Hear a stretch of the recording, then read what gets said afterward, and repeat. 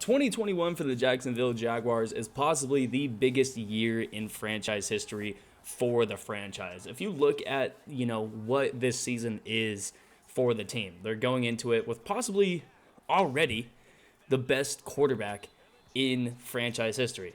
Let's go ahead and take a look at some of the guys that have held the position as starting quarterback for this team. You have a 7-8 year run with Mark Brunell. You have a 3-year run with Byron Leftwich. You have about 6 years with David Garrard. You have a year in there with Blaine Gabbert, 2 years with Chad Henne, 5 years with Blake Bortles, and the last 2 years with Gardner Minshew. That's it. None of those guys are looked upon as great quarterbacks in NFL history, but now with Trevor Lawrence, they have a chance to have the next guy in the NFL, and that's the position that the Jacksonville Jaguars have never been in.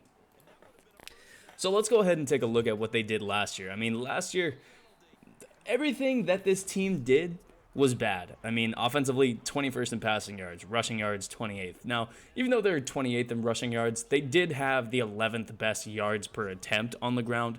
So at least that's something that they could look at as a positive. But 30th in points, 25th in turnovers, 25th in sacks allowed. And defensively, it doesn't get much better. Passing yards, they were 27th, 30th in rushing, 31st in points allowed, 27th in turnovers, 31st in sacks. This is a team that statistically is really bad. Statistically, they're really bad. At some key positions, they're really bad. And at decision-making positions, they just were not very good last year. Now, I don't know if it's something that I have said on here. I don't know if it's, I'm sure none of you guys know, but I think Doug Marrone over the past 4 years was the worst head coach in football. There's some other guys that have, I think Hugh Jackson was a coach at the same time Doug Marrone was a coach.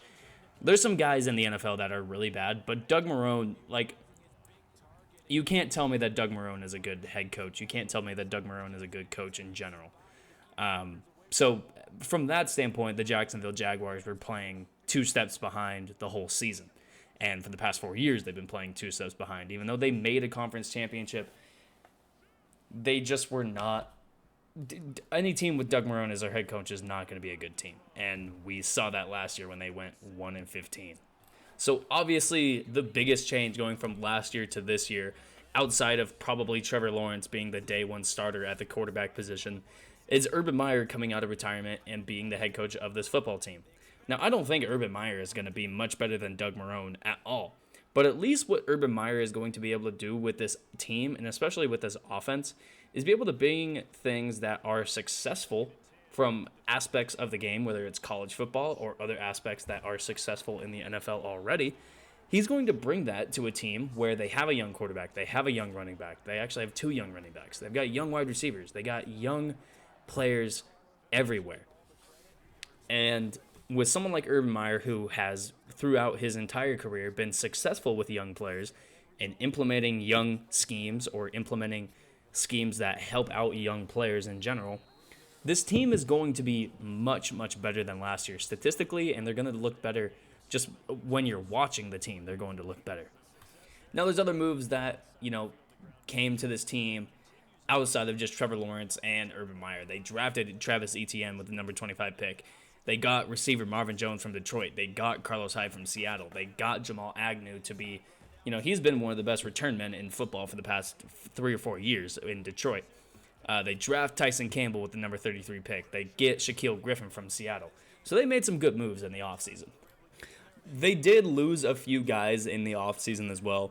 Keelan Cole, Chris Conley, and Dede Westbrook were their 3 main receivers last year outside of Laviska Shenault.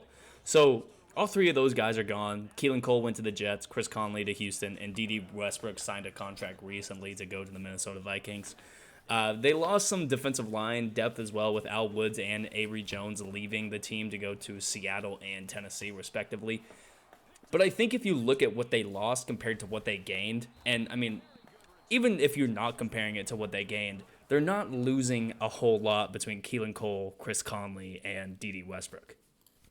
This is kind of a concept that I think of a lot, and when you're one of the worst passing teams in the NFL and you lose your top guys, I don't necessarily think that you're going to get worse, because you can't get worse when you're really bad. You can get, really only statistically, you can get better.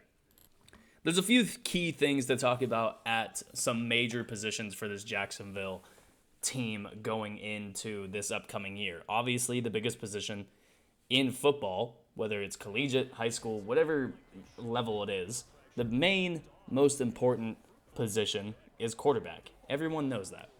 And they have a really key decision to make because I don't think it would be a smart idea for them to start Gardner Minshew at quarterback day one because, I mean, you look at it, you can't tell me that Gardner Minshew is more talented than Trevor Lawrence.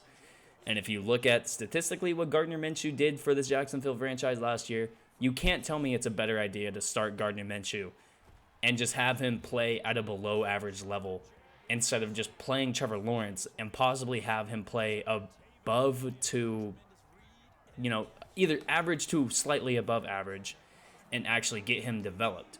Because at the end of the day, Gardner Minshew is not going to be on this franchise for much longer. Trevor Lawrence is going to be the guy for at least 5 to 7 years for Jacksonville. That's at least just figuring out if he is the guy. And if they do figure out that he is the guy for Jacksonville, he's going to be there for 15 years. So the decision of whether or not to start Gardner Minshew or Trevor Lawrence, I think it's already a wrap.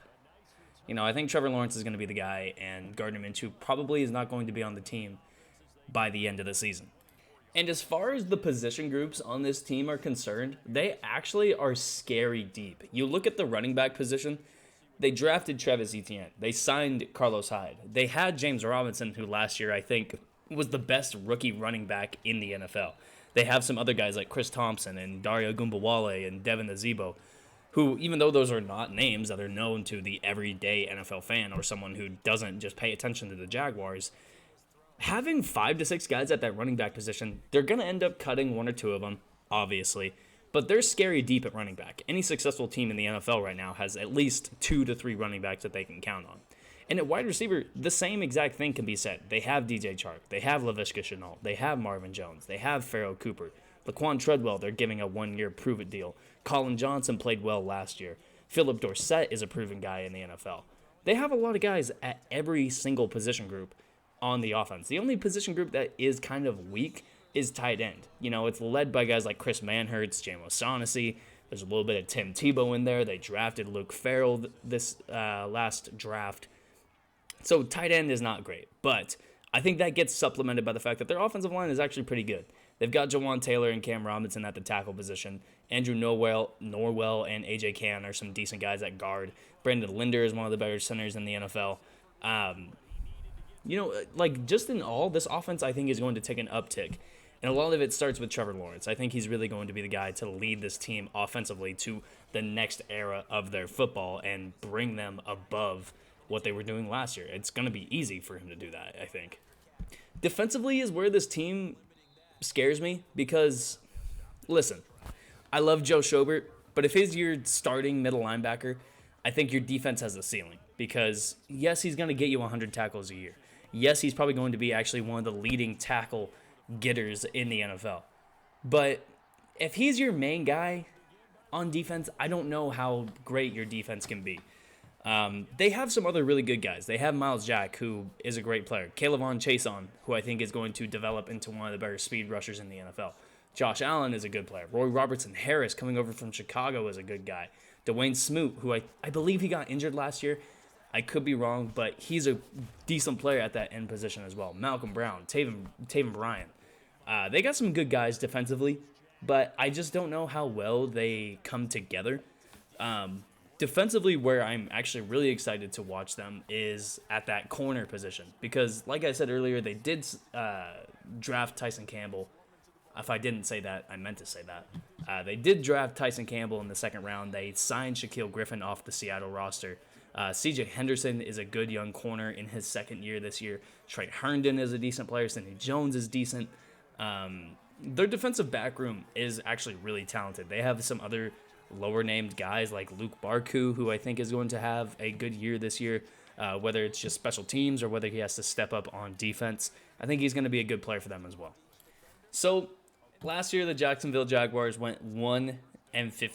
They were last in the AFC South. They obviously did not make the playoffs. I think it's almost a foregone conclusion that they win more than one game this year. And, they're not going to go over 500. I would almost guarantee that because this team still has some big holes at some major positions. And even in the positions that they don't have major holes, they have to figure out who is going to step up and be the guy at that position. Like I said, they're really deep at running back. They're really deep at wide receiver. But the problem with being really deep with a lot of decent guys is you're never going to have the one guy step up and be the number one for sure guy at the position. At running back, it could be ETN. It could be James Robinson, like we saw him be last year. It could be Carlos Hyde, who we saw do that with Seattle last year. At wide receiver, it could be literally anyone. It could be Chenault. It could be Marvin Jones. It could be anyone. It could be Chark. There's a lot of guys at each position that could step up and be number one. I think the Jacksonville Jaguars are going to be the NFL's best bad team in the NFL. I think they're going to go somewhere between 5-12 in a 17-game season to about 8-9. 8 wins with this team is really, really good because this team's really bad. I still don't think Urban Meyer is going to be the guy to coach this team to the playoffs or let alone a Super Bowl. But I think a lot of the guys that are personnel-wise on this team are the guys that are going to be around when this team is relevant again. And Trevor Lawrence is a big factor in that. And once he gets, starting this year, whether it's after the first week or whether it's from week 1, this team's going to take off. I think they're going to win at most 8 to 9 games. I think the floor for them is about 5 or 6 wins, and that's much better than last year. With all that being said, that's going to be the video from me. I hope you all enjoyed it. If you did, make sure you leave a like. If you didn't, make sure you leave a dislike. Any feedback at this point is much appreciated. And I'll see you in the next video. Peace.